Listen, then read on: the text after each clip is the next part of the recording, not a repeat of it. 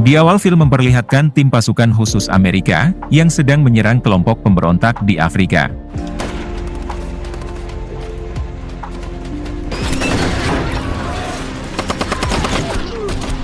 Di tengah pertempuran, kita diperkenalkan dengan prajurit Amerika bernama Max, yang saat ini harus berhadapan dengan dua orang pemberontak Afrika.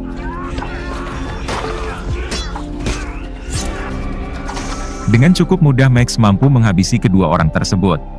Diberitahu kalau Max ini merupakan prajurit terbaik, dan juga sekaligus sniper untuk tim pasukan khusus Amerika.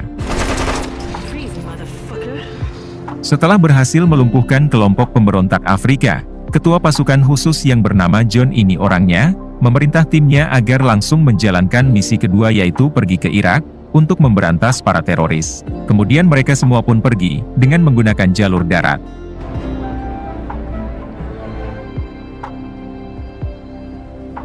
Singkat cerita kini mereka sudah berada di Irak. Saat akan sampai di lokasi, Max turun dari mobilnya karena sekarang ia bertugas menjadi sniper dari jarak jauh. Sedangkan John dan yang lain mulai menyerang para teroris, hingga pertempuran pun terjadi.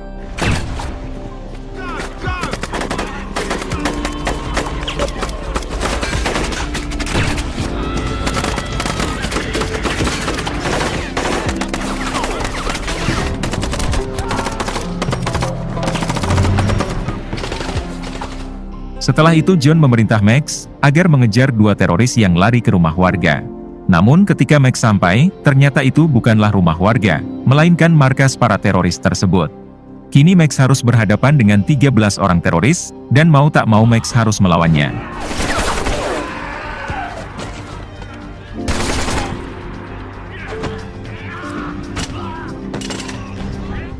Hanya dengan hitungan menit, Max mampu menghabisi ke-13 orang itu menggunakan pisaunya. Setelah semua teroris itu lenyap, John dan timnya pun foto bersama sebagai kenang-kenangan untuk mereka. Beberapa minggu kemudian, kita dibawa ke pedesaan yang berada di Kolombia. Di desa itu rupanya terdapat pabrik tepung haram, sehingga John beserta timnya ditugaskan untuk menyergap pabrik tersebut. Terlihat John dan tim yang sekarang sudah bersiap, hingga penyergapan pun dimulai.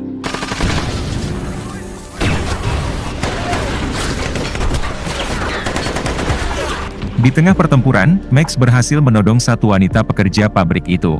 Max berniat melepaskan si wanita, karena ia tahu kalau wanita itu hanyalah sedang dipaksa bekerja. Namun tiba-tiba satu granat meledak, yang membuat si wanita harus tewas. Untungnya Max masih selamat, hingga ia pun melihat satu pekerja wanita lain, yang sedang dikejar oleh rekan Max. Max pun mengejar si rekan, karena ia tak ingin kalau timnya sampai menyakiti orang tak bersalah. Si rekan sendiri ternyata berniat memperkaos wanita itu, namun untungnya Max datang tepat waktu, dan langsung menendang rekannya itu. Si rekan yang tak terima, ia pun malah balik menyerang Max sampai nekat melakukan hal ini. Si wanita yang mengira Max sudah lenyap, ia pun memilih untuk meledakkan granat yang ada di tangannya. Adegan berpindah ke John si ketua pasukan khusus, yang saat ini sudah berhasil menghabisi para kartel di sana. Kemudian John meminta para anak buahnya agar membawa tepung haram yang tersisa, untuk diserahkan kepada atasannya sebagai bukti kalau misinya sudah berhasil. Kemudian John menanyakan keberadaan Max, yang sedari tadi tidak terlihat. Si rekan yang kebetulan sudah ada di sana, ia pun menjawab kalau lebih baik mereka tinggalkan saja Max, karena sepertinya Max sudah mati tertembak. Namun John yang tak mau meninggalkan Max begitu saja, ia pun memerintah seluruh anak buahnya agar mencari Max, sebelum mereka pergi meninggalkan desa ini. Setelah cukup lama mencari, John pun hanya menemukan senjata Max yang tergeletak. Pada akhirnya John yang menganggap Max sudah tewas, ia pun memilih untuk pergi karena mereka juga tidak mempunyai banyak waktu. Di sisi lain memperlihatkan Max, yang ternyata masih hidup. Sayatan dari rekannya tadi untungnya tidak mengenai urat nadi, sehingga Max hanya akan kehilangan suaranya untuk beberapa waktu. Max pun mencoba berjalan untuk mencari pertolongan.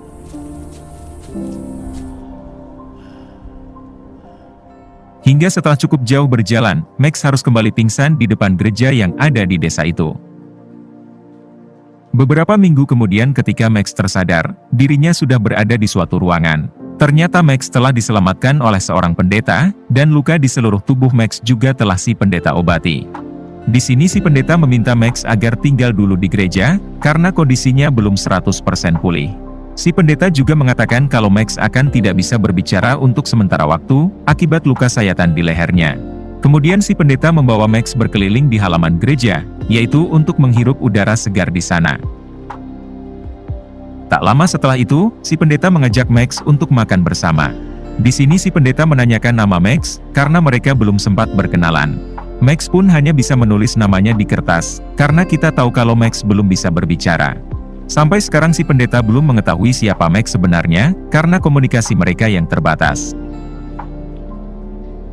Keesokan harinya si pendeta mengajak Max untuk membersihkan gereja, karena sebentar lagi gereja ini akan dipakai ibadah. Ketika Max membersihkan salah satu ruangan di gereja, ia tak sengaja menemukan satu senjata. Si pendeta langsung menghampiri Max lalu mengatakan, kalau senjata itu milik pendeta sebelum dirinya dan selalu digunakan untuk berburu. Jika Max hobi berburu juga, maka si pendeta mengizinkan Max untuk memakai senjata tersebut. Kemudian si pendeta meminta Max agar mengikuti ibadah, yang sebentar lagi akan dilaksanakan. Pada akhirnya Max pun ikut ibadah bersama si pendeta, lalu membagikan Alkitab ke seluruh jemaat di sana. Keesokan harinya memperlihatkan si pendeta, yang sedang mengobrol dengan keponakannya yang bernama Tiago. Di sini Tiago membahas tentang Max, yang sepertinya bukan orang biasa. Dari luka sayatan di leher dan wajahnya yang beringas, Max seperti tentara perang yang sedang bersembunyi di sini. Si pendeta menjawab kalau ia tak peduli, karena si pendeta menganggap kalau Max adalah orang kiriman Tuhan, yang harus mereka tolong. Tak lama setelah itu, si pendeta mendatangi Max dan memberinya baju yang tertutup. Di sini si pendeta menginginkan Max agar mau menjadi pendeta seperti dirinya, dan menetap di gereja ini untuk selamanya. Max yang kebetulan ingin bertobat dan tak mau kembali ke militer, ia pun menyetujui permintaan si pendeta. Kini Max akan mengabdikan hidupnya untuk gereja ini, sebagai upaya penebus dosanya di masa lalu. Singkat cerita beberapa bulan kemudian terlihat Max yang sedang membersihkan gereja. Di sini Max sudah bisa sedikit berbicara, karena luka sayatnya sudah mulai sembuh. Di waktu yang sama, tiba-tiba ia kedatangan wanita yang berlari ketakutan. Tiago yang juga kebetulan ada di sana, ia langsung membawa wanita itu ke ruangan si pendeta. Tak lama kemudian ada dua orang pria menghampiri Max, dan menanyakan keberadaan wanita tadi. Ternyata kedua pria ini adalah anggota kartel, yang diperintah bosnya untuk menangkap si wanita. Di sini Max sedikit heran kenapa di desa ini masih ada kartel, yang padahal dulu Max sudah melenyapkannya. Terlihat Max yang tak mau melawan, dan bahkan Max malah menyuguhkan kedua orang itu makanan. Pada akhirnya kedua orang itu pergi, karena menganggap kalau si wanita tidak berada di gereja ini. Keesokan harinya memperlihatkan si pendeta, yang sedang memimpin ibadah. Terlihat wanita kemarin juga masih berada di sana, dan mengikuti ibadah dengan jemaat lainnya. Tiba-tiba mereka kedatangan lagi dua anggota kartel kemarin, yang masih mencari si wanita. Terlihat kedua pria itu yang marah, karena pihak gereja telah menyembunyikan si wanita. Si pendeta mencoba menasehati dua pria itu, namun mereka tetap memaksa akan membawa si wanita tersebut. Pada akhirnya mau tidak mau Max harus mengusir kedua pria itu, menggunakan cara kekerasan.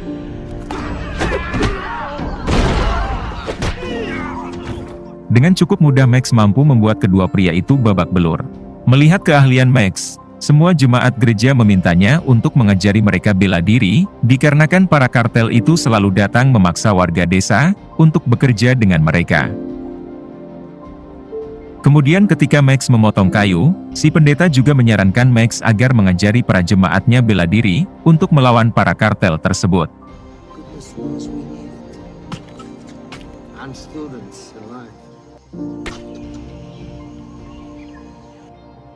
Adegan berpindah ke kedua pria kartel, yang mendatangi bos mereka di markasnya. Ternyata bos mereka adalah John, si ketua pasukan khusus mantan atasan Max. Terlihat semua rekan Max di militer juga berada di sana, karena kini mereka keluar dari militer dan memutuskan untuk menjadi kartel tepung haram. Terungkap fakta kalau setelah melenyapkan kartel di desa ini, John dan timnya tidak pulang namun memilih untuk mengkhianati militer dengan meneruskan menjadi kartel di desa tersebut. John melakukan hal itu karena gaji di militer yang tidak seberapa, sedangkan keuntungan menjadi kartel berkali-kali lipat dari gajinya di militer. Di sini dua pria yang dihajar Max langsung mengadu kepada John, kalau mereka telah dihajar oleh pendeta botak yang ada di gereja. Kemudian satu pria itu tak sengaja melihat foto Max, yang dipajang oleh John saat mereka menyelesaikan misi di Irak dulu. Si pria mengatakan kalau orang inilah yang telah menghajarnya. Mendengar hal tersebut, John sempat tidak percaya, karena Max adalah mantan anak buahnya yang beberapa bulan lalu telah tewas. Pada akhirnya John dan semua tim mendatangi gereja, untuk memastikan ucapan dua pria tadi.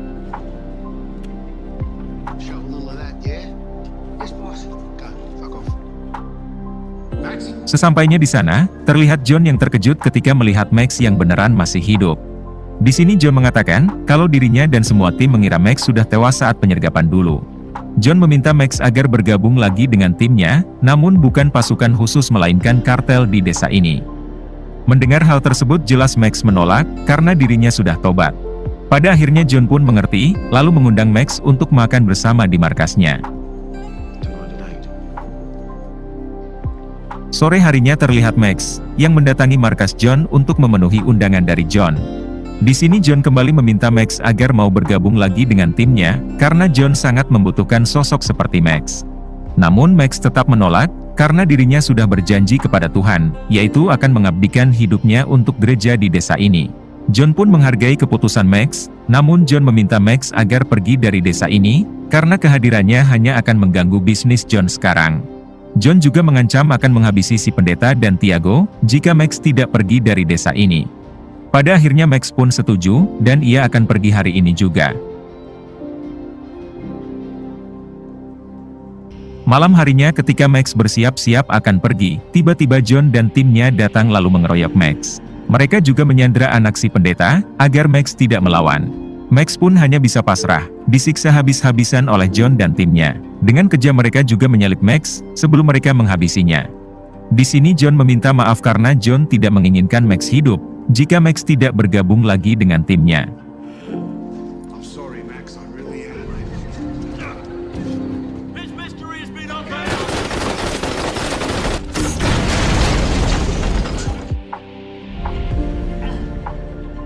Untungnya Max dapat melepaskan diri, sebelum John dan tim menghancurkan gereja itu dari luar.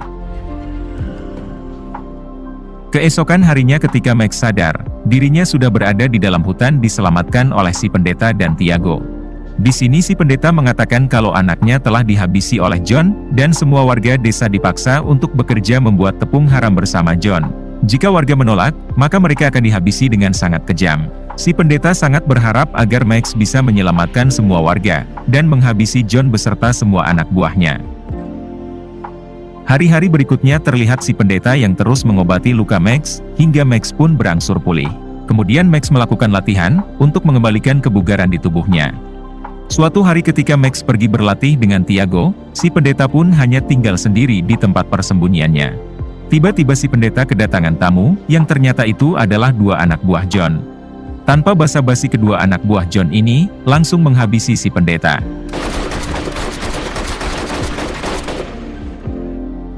Saat Max kembali, betapa terkejutnya ia ketika melihat si pendeta yang sudah tak bernyawa.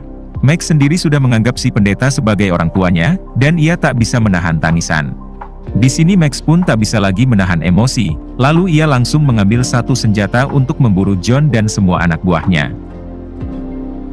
Sesampainya di desa, Max yang merupakan mantan sniper, ia pun mampu menghabisi beberapa anak buah John dari jarak jauh.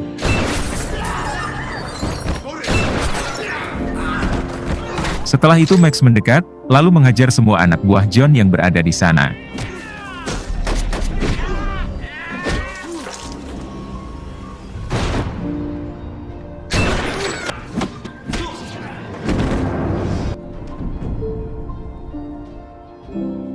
Di tempat lain memperlihatkan John, yang saat ini baru mendengar kabar tentang pembantaian yang sedang Max lakukan. John sempat tidak percaya karena jelas-jelas, ia sudah menghabisinya saat di gereja.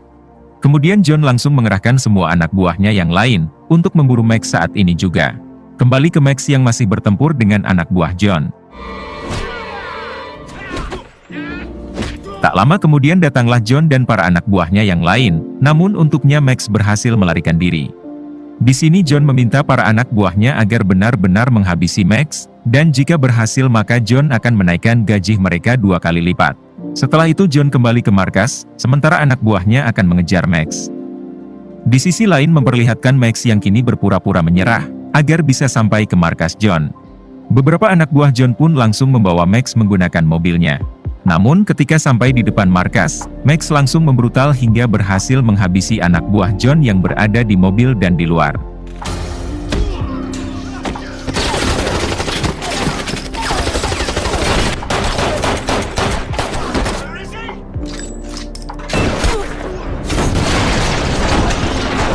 Setelah itu Max masuk ke dalam, dan ia harus berduel dengan dua mantan rekannya dulu di militer. Pada akhirnya Max mampu menghabisi mereka dengan sangat kejam. Kemudian barulah Max berhadapan dengan John, yang dikawal oleh dua anak buahnya yang tersisa. Hingga inilah yang dilakukan Max.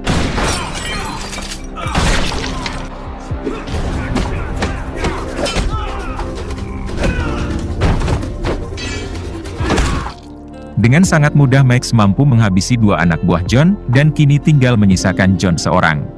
Mereka pun berduel menggunakan samurai, hingga inilah aksinya.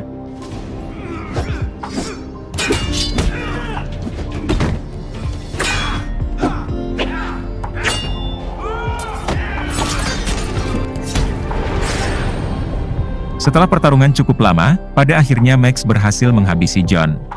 Kemudian Max pergi mendatangi Tiago, lalu memintanya agar selalu menjaga desa ini. Sementara Max sendiri akan pergi ke kota, untuk memulai kehidupan baru dan film pun tamat.